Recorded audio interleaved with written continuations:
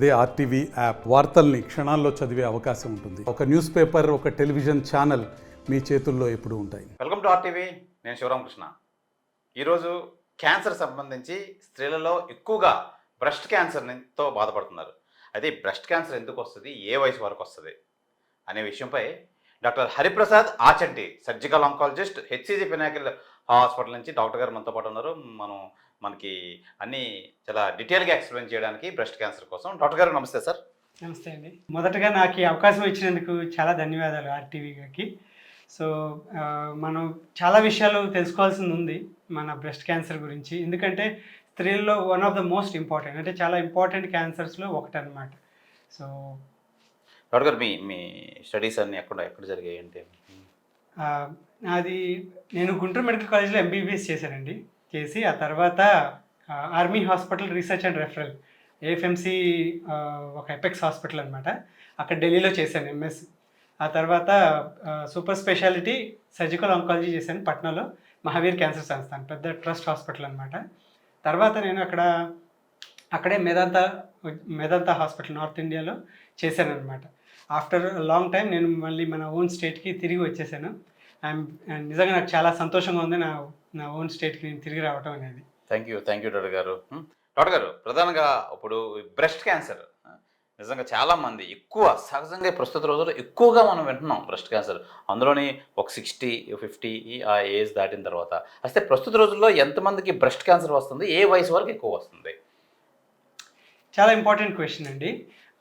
Breast cancer అనేది ఒక స్త్రీలలో మోస్ట్ కామన్ క్యాన్సర్ అని చెప్పొచ్చు. ఒకప్పుడు సర్వైకల్ క్యాన్సర్ అని ఉండేది, బట్ ఇప్పుడు అన్ని మారుతున్న రోజుల్లో, వ్యాక్సిన్స్ వచ్చిన రోజుల్లో బ్రెస్ట్ క్యాన్సర్ అనేది చాలా ఇంపార్టెంట్ క్యాన్సర్. అది ఏజ్ పెరుగుతున్న కొద్దికి ఇన్సిడెన్స్ పెరుగుతుంది అనమాట. అంటే 100 మంది స్త్రీలలో తీసుకుంటే ఏజ్ ఎక్కువగా ఉన్న వాళ్ళకి ఎక్కువ శాతం మందికి ఉంటుంది. అలాగని అందరికీ ఉంటుందని కాదు. యంగ్ ఏజ్లో అంటే కొంచెం తక్కువ ఏజ్ ఉన్న వాళ్ళకి తక్కువగాను, ఎక్కువ ఏజ్ ఉన్న వాళ్ళకి ఎక్కువగాను వస్తుంది. జనరల్గా 45-50 అబోవ్ వాళ్ళకి ఎక్కువ మందికి వస్తుంది. కానీ మన ఆంధ్రాలో, నేను నార్త్ ఇండియాలో కూడా చేశాను, బట్ ఆంధ్రాలో ఎక్కువ మందికి కొంత 35-45 కూడా చాలా మందికి బ్రెస్ట్ క్యాన్సర్స్ కనపడుతున్నాయండి. అది కొంచెం ఇంపార్టెంట్గా నోటీస్ చేయాల్సిన విషయం. ఎందుకు చెప్తున్నానంటే 30లో ఉన్న వాళ్ళకి బ్రెస్ట్ క్యాన్సర్స్ రావు అని అనుకుంటారు, చిన్న వయసులో వచ్చేవి క్యాన్సర్లు కావు అనుకుంటారు. అలా అనుకోకండి, దాంట్లో చాలా అపోహలు ఉన్నాయి, అందుకేనమాట. డాక్టర్ గారు, స్త్రీలకి మాత్రమే బ్రెస్ట్ క్యాన్సర్ వస్తుందా, జెంట్స్కి కూడా వస్తుందా, ఏంటి ఏమంటారు? చాలా మంచి ప్రశ్న అండి. ఎందుకంటే జనరల్గా బ్రెస్ట్ క్యాన్సర్ అనేది మన తోటి వాళ్ళు అందరూ జనరల్గా స్త్రీల్లోనే చూస్తాం. అయితే కానీ మనకు తెలియాల్సిన విషయం ఏంటంటే మేల్స్లో కూడా బ్రెస్ట్ క్యాన్సర్ ఉంటుంది. ఎందుకంటే మేల్స్లో బ్రెస్ట్ టిష్యూ అనేది, ఆ టిష్యూ అనేది చాలా తక్కువగా ఉంటుంది. సో ఎంత చెట్టుకు అంత గాలి అన్నట్టుగా ఎక్కువ టిష్యూ ఉన్న వాళ్ళలో ఎక్కువ ఇన్సిడెన్స్ ఉంటుందన్నమాట. సో న్యాచురల్గా స్త్రీల్లో ఎక్కువ ఉంటుంది కాబట్టి ఎక్కువ ఛాన్స్ స్త్రీలలో ఉంటుంది.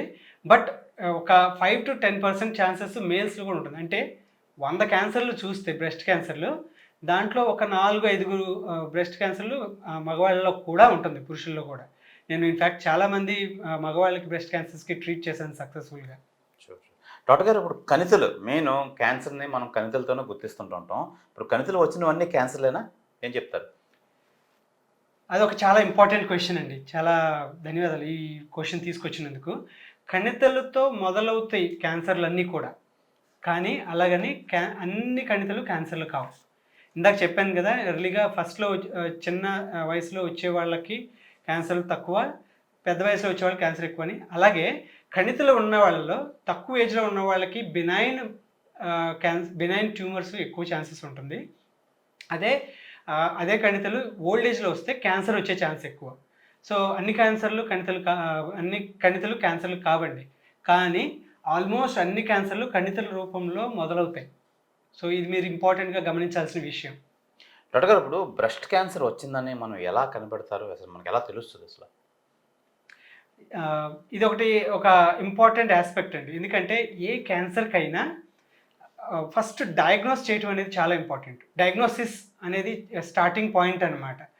దానికోసం ఏం చేస్తారంటే ఫస్ట్ మనం ఫిజికల్ ఎగ్జామినేషన్ చేస్తాం. అంటే మీరు డాక్టర్ గారి దగ్గరికి వస్తారు కదా, వచ్చినప్పుడు ముందు చూస్తాం ఆ కణితులు, దాని రూపం, రంగులు అలా ఎలా ఉంది, ఏంటి, ఎక్కడ ఉంది చూస్తాం. దాన్ని ఫిజికల్ ఎగ్జామినేషన్ అంటారు. తర్వాత మ్యామోగ్రఫీ అది చేస్తాం. ఇమేజింగ్ చేస్తాం. ఇమేజింగ్ అంటే మనకున్న పరికరాలను బట్టి సిటీ స్కాన్ దగ్గర నుంచి మ్యామోగ్రఫీ దాకా యూజ్ చేస్తాం. బ్రెస్ట్ క్యాన్సర్ విషయంలో మ్యామోగ్రఫీ వాడతాం, సిటీ స్కాన్ కూడా వాడతాం. ఆ తర్వాత ఒక ఇంపార్టెంట్ టెస్ట్ ఉంటుంది, బయాప్సీ అంటారు. మీరు ప్రస్తుతానికి అందరూ వినే ఉంటారు, ఈ కాలంలో అందరూ బయాప్సీ అనే మాట వింటారు. అది ఏంటంటే ఒక చిన్న ముక్క బ్రెస్ట్ టిష్యూ నుంచి తీస్తారు. తీసిన దాన్ని ముక్క పరీక్షకి పెథాలజిస్ట్కి పంపిస్తాం అన్నమాట. పంపించినప్పుడు దాంట్లో తేలుతుంది ఏంటి, ఇది క్యాన్సరా కాదా అనేది. సో అదనమాట ఫస్ట్ ఈ 3 మొడాలిటీస్. ఫస్ట్ మనం పరీక్షించి చూసి ఫిజికల్ ఎగ్జామినేషన్ చేసి చూస్తాం, తర్వాత ముక్క పరీక్ష చేస్తాం. డాక్టర్ గారు, ముఖ పరీక్షతో పాటు ఈ ఫిష్ సంబంధించి ఏదో పరీక్ష ఉంటారు కదా, దానికోసం అదేంటది? చాలా మంచి ఇంపార్టెంట్ అండి. ఎందుకంటే ఈ విషయం జనరల్గా ఆల్రెడీ బ్రెస్ట్ క్యాన్సర్ ట్రీట్మెంట్ తీసుకున్న వాళ్ళు లేకపోతే వాళ్ళ రిలేటివ్స్కి చాలా రిలేట్ అవుతుందన్నమాట. సో ఈ ఫిష్ అనేది ఏంటంటే ఫ్లోరోసెంట్ ఇన్సిట్యూ హైబ్రిడైజేషన్ టెక్నిక్ అనమాట. ఇది చెప్పే ముందు మీకు ఒక చిన్న ఇంపార్టెంట్ విషయాలు చెప్పాలి. ఇందాక మీకు చెప్పాను కదా ముక్క పరీక్ష చేస్తారని. దాంట్లో 2 రకాల ఫస్ట్ టెస్ట్ చేస్తారు. ఏంటంటే మైక్రోస్కోప్లో పెట్టి దాన్ని స్టెయినింగ్ చేసి హిస్టోపెథలాజికల్ ఎగ్జామినేషన్ అంటారనమాట, హెచ్పిఈ. అది టెస్ట్ చేసినప్పుడు ఆ వచ్చిన టెస్ట్లో అక్కడున్న కణాలు క్యాన్సర్ కణాలా కాదా అనేది తెలుస్తుంది. ఇది ఇదండి ఒకప్పుడు ఒక 20 years బ్యాక్ ఇంతటితో సరిపెట్టేవాళ్ళు. ఆ తర్వాత ఇంకేం చేయడానికి ఉండేవి కాదు. కానీ ఈ రోజుల్లో మనకి జన్యుపర లెవెల్లో ఉన్న టెస్టులు కూడా అందుబాటులోకి రావటం మూలంగా సో ఇంకా అడిషనల్ టెస్ట్లు చేయాల్సి వచ్చింది. ఎందుకంటే అదే బ్రెస్ట్ క్యాన్సర్లో 4 రకాల వెరైటీస్ ఉన్నాయండి ఆ రిసెప్టర్ ఎక్స్ప్రెషన్ బట్టి. సో దాంట్లో రిసెప్టర్స్ ఏంటంటారా, ఈఆర్ అంటే estrogen receptor, PR progesterone receptor, HER2 అంటే అది ఒక జన్యు అనమాట, టిష్యూ గ్రో అవడానికి యూజ్ అయ్యే జన్యు అది. ఆ తర్వాత KI67 అంటే టిష్యూ ఎంత ఫాస్ట్గా గ్రో అవుతుంది అనేది ఆ టెస్ట్ని చేస్తే తెలుస్తుంది. ఈ 4 టెస్టుల్లో బట్టి మనం మిగతా 4 రకాలని సెపరేట్ చేస్తాం అనమాట. దీంట్లో మీరు చెప్పినట్టుగా ఫిష్ అంటే ఏంటంటే ఈఆర్లో పాజిటివ్ నెగిటివ్ అని ఉంటుంది, పిఆర్లో పాజిటివ్ నెగిటివ్ అని ఉంటుంది, HER2లో 1+, 2+, 3+ అట్లా ఉంటుంది అనమాట గ్రేడింగ్. 2+ అని వచ్చిన దాంట్లో మనం ఖచ్చితంగా చెప్పలేము అనమాట HER2 పాజిటివా నెగిటివా అని. అలాంటప్పుడు ఏం చేస్తామంటే ఇది IHC మార్కర్స్తో చేస్తాం. అది చేసినప్పుడు అది ఖచ్చితంగా అర్థం కానప్పుడు ఫ్లోరోసెంట్ ఇన్సిట్యూ హైబ్రిడైజేషన్ టెక్నిక్ అంటారు, ఫిష్ అని. దానికి పంపిస్తే ఫర్దర్గా మనకు తెలుస్తుంది అది పాజిటివా నెగిటివా అనేది. సో ఆ తర్వాత మనం కేటగరైజ్ చేస్తాం 4 రకాల వచ్చిన బ్రెస్ట్ క్యాన్సర్లో ఈ 4 రకాల్లో ఏ రకమని తేల్చడానికి.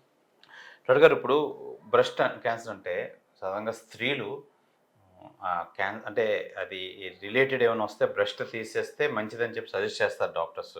కానీ ప్రస్తుత రోజుల్లో మన భారతీయ మహిళలు బ్రెస్ట్ తీసుకోవడానికి కొంచెం ఇబ్బంది పడతారు, కొంచెం వాళ్ళు ఈ నాగరికతలో ఇబ్బంది పడతారు. అలాంటి మీరు ఏం సజెషన్ ఇస్తారు అసలు? చాలా మంచి ఇంపార్టెంట్ క్వశ్చన్. ఇన్ఫ్యాక్ట్ ఈ క్వశ్చన్ ఎంత ఇంపార్టెంట్ అంటే ఒకప్పుడు బ్రెస్ట్ క్యాన్సర్ అనేది ఏది వచ్చినా అండి, ఇప్పుడు మనం బ్రెస్ట్ క్యాన్సర్ గురించి మాట్లాడుకుంటున్నాం కానీ క్యాన్సర్ అనేది ఏది వచ్చినా అసలు దానికి సంబంధించిన ఆర్గాన్ మొత్తాన్ని తీసేయటమే ట్రీట్మెంట్. ఎప్పుడు సంగతి ఒక 20-25 సంవత్సరాల క్రితం. ఇప్పుడు ఏంటంటే మనం రాడికల్ సర్జరీ అంటారు అనమాట. దాన్ని రాడికల్ అంటే ఏది దాని దరిదాపులో ఉన్నాయనేది తీసేసేయటం. ఆ రాడికల్ సర్జరీ నుంచి కన్జర్వేటివ్ సర్జరీ వైపు మనం మారుతున్నాం. ఇన్ఫ్యాక్ట్ అంత చేసినా ఏమి లాభం ఉండకపోగా నష్టాలు ఉంటున్నాయి.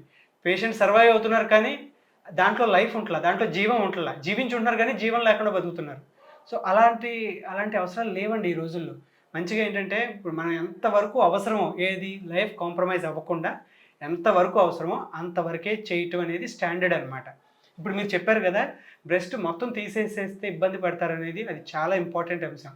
జనరల్గా చెప్పడానికి ఇష్టపడరు కానీ లోపల చాలా బాధపడుతుంటారు క్యాన్సర్ పేషెంట్స్.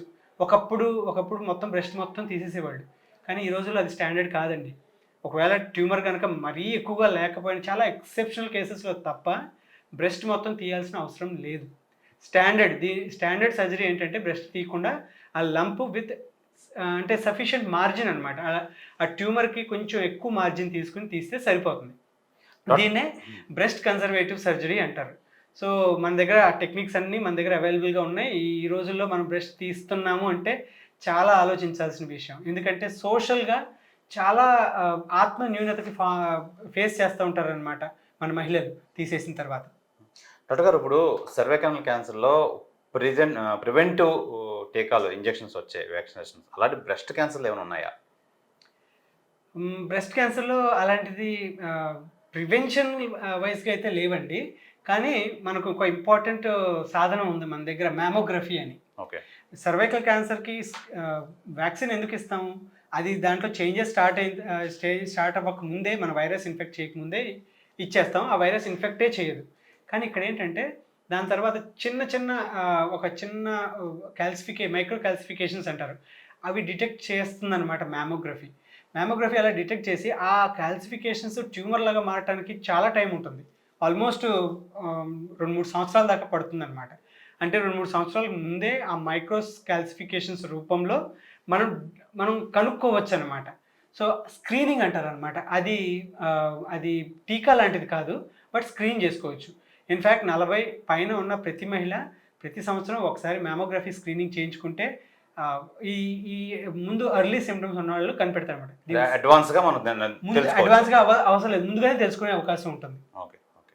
డాక్టర్ గారు, ఈ బ్రెస్ట్ క్యాన్సర్ పూర్తిగా నయం అవుతుందా? సక్సెస్ రేట్ ఎంత ఉంటుందా? మంచి ప్రశ్న అండి. నా దగ్గరికి వచ్చిన జనరల్గా ఏ పేషెంట్ అయినా అడిగే ఫస్ట్ క్వశ్చన్ ఏంటంటే, నయం అయిపోతుందా అని అడుగుతారు. సో దానికి ఆన్సర్ స్ట్రైట్ ఫార్వర్డ్గా చెప్పలేకపోయినా ఈ రోజుల్లో కొంచెం అర్లీగా, అంటే మరీ అడ్వాన్స్డ్గా ఆ స్టేజ్లో లేకపోతే మాత్రం అరౌండ్ 90% కంటే ఎక్కువే ఉంటుందండి క్యూర్ రేట్. కానీ అదే స్టేజ్ 1, స్టేజ్ 2 అయితే ఆల్మోస్ట్ 99% క్యూర్ రేట్ ఉంటుంది. చాలా రేర్గా ఏదైనా రికరెన్స్ లాంటివి ఉంటాయి. కానీ అదే స్టేజ్ 1, స్టేజ్ 2 అంటే పెద్ద కష్టం కాదండి. చిన్న ట్యూమర్ ఉన్నా అది స్టేజ్ 2 కిందకే వస్తుంది. సో ఎర్లీగా, అంటే కొంచెం గణితులు ఉన్నవాళ్ళు ప్రతి ఒక్కళ్ళు ఎగ్జామిన్ చేసుకుని వెంటనే మన దగ్గరలో ఉన్న క్యాన్సర్ స్పెషలిస్ట్ కానీ ఎవరి దగ్గర కానీ చూపించుకుంటే అది స్టేజ్ 1లోనే డిటెక్ట్ చేస్తారు. ఆల్మోస్ట్ 99%, 99% క్యూర్ రేట్ ఉంటుంది. డాక్టర్ గారు, ప్రస్తుతం మహిళలకి, మన అక్క చెల్లెలు కానీ, మన తల్లిలకు కానీ బేసిక్గా క్యాన్సర్ అన్నది చాలా పెద్దవాడు. అంటే అది స్పెల్ చిన్నదైనా భయపడతారు. వాళ్ళకి కొత్తగా వచ్చిన, ఇప్పుడు లేటెస్ట్ టెక్నాలజీస్ చాలా వచ్చేసాయి. క్యాన్సర్ అనేది ఇట్స్ నార్మల్, షుగర్ బీపీ లాగే మొత్తం ట్రీట్మెంట్ మీలాంటి డాక్టర్స్ అందుబాటులోకి వచ్చారు చాలామంది. వాళ్ళకి మీరు ఏం సజెషన్ ఇస్తారు? తల్లులకు కానీ, మన తోటి సిస్టర్స్ కానీ అందరూ భయపడతారు. వాళ్ళకి మీ బెస్ట్ సజెషన్ ఏంటి? మంచి క్వశ్చన్ అండి, చాలా మంచి క్వశ్చన్. ఎందుకంటే క్యాన్సర్ అనే వర్డ్ అంటే ఒకప్పుడు ఏమనుకునేవాళ్ళు అంటే అది ప్రాణాంతకం, క్యాన్సర్ వస్తే చచ్చిపోవటమే అనేది అనుకునేవాళ్ళండి. ఇప్పుడు దానికి చాలా దూరంలో ఉన్నాం మనం.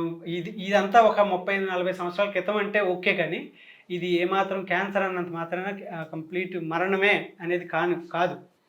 సో ఏంటంటే మనం అవేర్నెస్ పెంచాలండి. ఎవరికి తెలిసినా ఇది ఏంటంటే క్యాన్సర్ అనేది డెత్ తోటి సమానం కాదు, డెత్ కాదు. కానీ మంచిగా వచ్చి ట్రీట్మెంట్ చేస్తే క్యూర్ కంప్లీట్ అయిపోతుంది. మా దగ్గర కూడా మేము చాలామందిని చూపిస్తాను, చక్కగా క్యూర్ అయిపోయి అసలు నార్మల్ లైఫ్ జీవిస్తున్న వాళ్ళని చూశాను. సో క్యాన్సర్ అనే వర్డ్ని అదొక ప్రాణాంతకత అనే దాంతో ఈక్వేట్ చేయకండి. కాబట్టి మనకున్న ఈ టెక్నాలజీ తోటి కనిపెట్టడం ఈజీ అవుతుంది. కనిపెట్టిన తర్వాత క్యూర్ చేయడం తేలికయ్యింది. చాలా ఇంప్రూవ్మెంట్ వచ్చేసినాయి. ఇమ్యూనోథెరపీస్ దగ్గర నుంచి చాలా ఇంప్రూవ్మెంట్స్ వచ్చేసినాయి. కాబట్టి మీరు అసలు ఏ మాత్రం ఇది భయపడకుండా మీ స్పెషలిస్ట్ని కలిసి మీ దగ్గర ఉన్న సంకోచాలన్నిటికీ అడిగితే మేము చక్కగా ఎక్స్ప్లెయిన్ చేసి వివరిస్తామండి. రైట్ డాక్టర్ గారు, thank you sir, thank you very much. ఇది ప్రస్తుత రోజుల్లో మన సొసైటీలో క్యాన్సర్ అన్నదానికి ఎట్టి పరిస్థితులను భయపడాల్సిన అవసరం లేదు అన్నారు డాక్టర్ హరిప్రసాద్ ఆచంటి. ప్రధానంగా మనం చూసుకోవాల్సింది ఏంటంటే దాన్ని ఎలాగా అధిగమించాలి, దాన్ని ఎలాగా మనం ట్రీట్మెంట్ తీసుకొని మనం బయటపడాలి అనేది ప్రస్తుత రోజుల్లో ప్రస్తుతం ఉన్న టెక్నాలజీలో మంచి మెడికేషన్ అయితే ఉంది, మంచి ఎక్స్పర్ట్స్ అయితే ఉన్నారు. అయితే ప్రధానంగా మనం చూసుకోవాల్సింది దీనికి సంబంధించి ముఖ్యంగా మన భారతదేశంలో స్త్రీలు దయచేసి ఎవరు భయపడొద్దు, దీనికి మంచి ఈ మెడిసిన్ టెక్నాలజీ వచ్చింది అంటున్నారు. హెచ్సిజి క్యాన్సర్ సెంటర్ సంబంధించి హరిప్రసాద్ ఆచంటి సర్జికల్ ఆంకాలజిస్ట్ మీకు ఇంకేమైనా డౌట్స్ ఉంటే దయచేసి మీ దగ్గరలో ఉన్న మంచి డాక్టర్ని కన్సల్ట్ చేయండి, ఆంకాలజిస్ట్ని సంప్రదించండి. దయచేసి దీని విషయంలో ఎటువంటి భయపడొద్దు అని చెప్పి డాక్టర్ గారు చాలా విశదీకరించి మనకు డీటెయిల్గా ఎక్స్ప్లెయిన్ చేయడం అయితే జరిగింది. మరిన్ని హెల్త్ అప్డేట్స్ కోసం చూస్తుండండి ఆర్టీవీ. కెమెరామెన్ ప్రసాద్తో శివరామకృష్ణ, ఆర్టీవీ, విశాఖపట్నం నుంచి. తెలుగులో న్యూస్ కి ఫాస్టెస్ట్ యాప్ ఇప్పుడు టోటలీ న్యూ అవతార్లో జస్ట్ 5 seconds లో కంప్లీట్ న్యూస్. సోషల్ మీడియాలో ట్రెండ్స్ కి one stop solution. Live TV app voice search option తో ఇప్పుడే డౌన్లోడ్ చేయండి లేదా అప్డేట్ అయిపోండి. యాప్ లింక్ డిస్క్రిప్షన్ లో ఉంది.